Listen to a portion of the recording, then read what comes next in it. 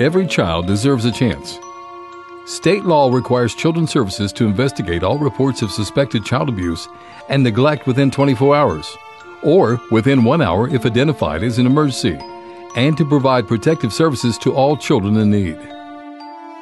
Somewhere within you is a home. We are the last line of defense for those who cannot protect themselves.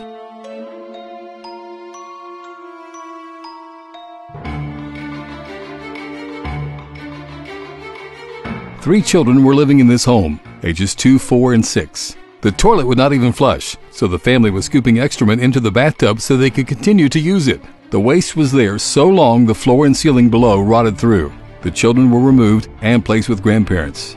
This is a recording that a Marietta mother made of herself beating her 3-year-old child. The mother was later arrested and found guilty of child endangerment.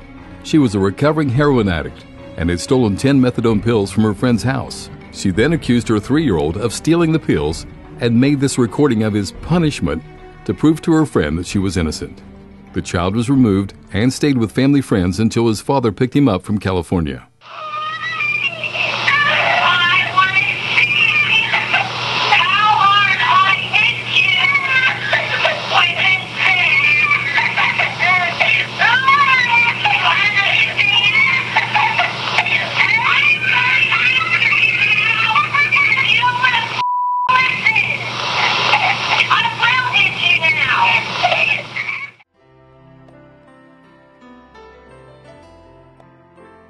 This is a 5-month-old infant who was being starved due to the mental illness of the mother. The infant and sibling were removed and placed in foster care. Eventually, the agency received permanent custody and the children were adopted. I was working with a family, 3 young children. 2 of the girls are 9 years old and a 5-year-old. There was a lot of drug use within the home. The children witnessed on many occasions marijuana use. There were needles laying around within the home. They were present during parties and basically did a lot of the caretaking on their own. The children ended up going with their father, who had visits with them, and they, previous to going with their dad, had very bad attendance at school. Their grades were horrible. After going with dad, he now has custody of the children. Their grades have improved. Their attendance is regular at school. They're in counseling and healing from some of the things that they've witnessed, and this is just one of the success stories. The Washington County Children's Service Agency last year has averaged 1 call for every 28 minutes, 24 hours a day, 365 days a year. These calls resulted in 1,661 referrals, involving 2,454 child victims. These reports led to 419 investigations, including 833 children. Please keep in mind, this is just 1 year in Washington County. These reports are broken down into the following categories.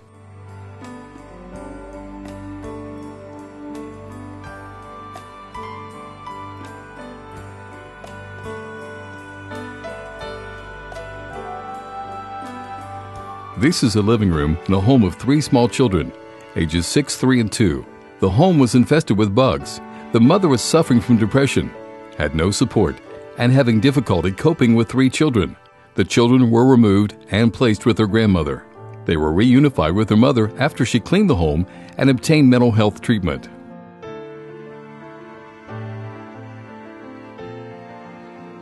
The initial report indicated that there was a domestic fight between a mother and a father. It wasn't known if the kids were present or not.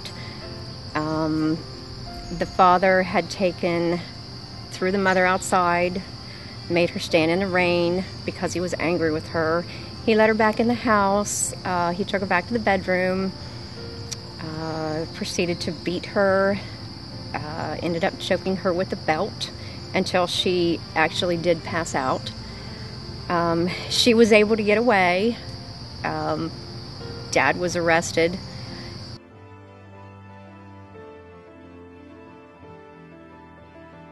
A 2.5-month-old infant was in full cardiac arrest and had been life-flighted to Columbus Children's Hospital when we received the call that she had unexplained injuries. X-rays showed her to have rib fractures and a skull fracture. Her 2-year-old sister was immediately removed and placed into foster care. The infant died the next day due to blunt force trauma to the top of the head. Leo Guidry was interrogated in the agency's visitation room after visiting with the surviving sister Christmas Eve 2003. He admitted to striking the infant because her crying was interfering with the movie he was watching. In this interrogation, Leo demonstrates how he killed his daughter. I was kind of sitting like this, and I forgot this one's one part of the movie I get into. So she starts whimpering and crying. She's like, what happened? Okay. But I didn't catch her with the tip of my finger, caught her more like in the knuckle area. Okay. Like right in this flat area right here. Think of my reaction, or think of your reaction. You hit your child, and then you're like, you don't know where you hit her at, but she's whimpering because she never had a really strong cry, and then you're like, oh, come on, because you don't want your wife to wake up, and because she might start bitching, what are you doing?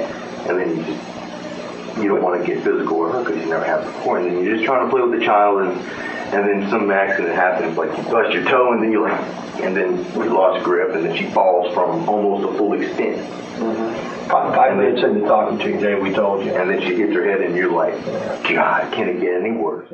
Leo Guidry was arrested immediately after this interview and was found guilty of murder and sentenced to 15 years in prison. He is eligible for parole in 2018.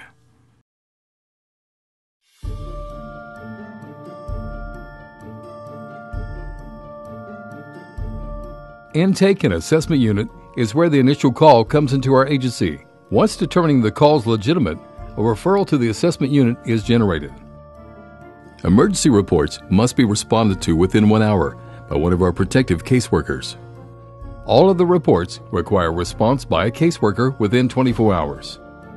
Each report is assigned to a protective caseworker by the unit supervisor, and the following occurs. Safety is evaluated, a level of risk is determined, interviews are conducted, service needs are assessed. If the case is not resolved within 60 days, it is transferred to the Family Services Unit, where it may stay for up to 2 years. Intake and assessment challenges with insufficient resources result in slower response time, less thorough investigations, less attention being given to lower risk cases, and fewer services being offered. The Family Service Units. If after 60 days the concerns have not been alleviated during the intake and assessment phase, Family Services staff provide the following for up to 2 years: scheduled as well as unscheduled home visitations, parent education, transportation, regular evaluations of progress, referrals for individual and family counseling, substance abuse treatment, protective daycare, respite. The neck bruising on the 6-year-old child was received after she was held down and choked during a sexual assault from an adult male. The severe bruising to the child's buttocks from the brutal anal rape cannot be shown to you. This child was removed and placed in foster care, then reunified with her mother. The offender was sentenced to 10 years in prison. He is out of prison now and lives in Washington County. Due to lack of funding, the Family Services Supervisor position remains vacant. Necessary transportation and support services for families have been reduced. Children are left in marginally risky situations due to lack of resources. This is Bonnie Barber with her adopted daughter, Natasha. Bonnie and her husband have been foster parents for Washington County Children's Services for 26 years and have provided temporary care for over 200 children. They have 4 biological children and 3 adopted children. They adopted Natasha as a baby in 1997. She was born with only a brain stem. She suffers from brittle bones, cerebral palsy, hypoglycemia, and GERD. She is legally blind, deaf, and partly vent-dependent. She requires a gastrointestinal tube. She is trached and prone to having seizure disorders. Her life expectancy was 90 days. Natasha is now 16 years old. It's people like Bonnie Barber and her family who truly make a difference in the lives of children so that every child deserves a chance and hopes of a supportive community. Caseworkers are responsible for the following: meet regularly with the children that are placed in a foster home, provide support for foster families, to provide independent living services for ages 16 to 21, recruit foster or adoptive parents, certify foster and adoptive homes, seek permanent homes for children who cannot be reunified with their families. Due to lack of funding, the foster care unit supervisor position remains vacant. The funds provided to foster parents to help offset the cost of care for the child has not been increased since 1994 and is only $20 a day. When I first met Sarah was when I picked her up at the juvenile center to transport her to a therapeutic foster home. The information that I had on her was quite severe. She came from a background, her mother had severe mental health issues and her father had drug issues. Sarah was very rebellious in that home, therefore she ended in the juvenile center and came into the foster care system. I was placed in foster care after being released from the juvenile detention center. I was about 15 at the time. It was the first time in my life that I had ever had a calm, stable home, and I was really able to focus on school and all the stuff that a kid should be able to focus on. I completed high school. I went on to college. I completed a 4-year degree, and I'll be beginning a graduate program at Case Western Reserve University this fall. I'm really thankful for all the staff that supported me over the past 10 years. And my foster parents, and I can't say that I would be where I am today without them. The Washington County Children's Service Agency is the custodian and protector of our children in all our county, whose caregivers cannot safely care for them. We strive to balance the rights and authority of parents to raise their children as they see fit, but ensure that the children are raised in a safe environment. School Outreach Prevention Program.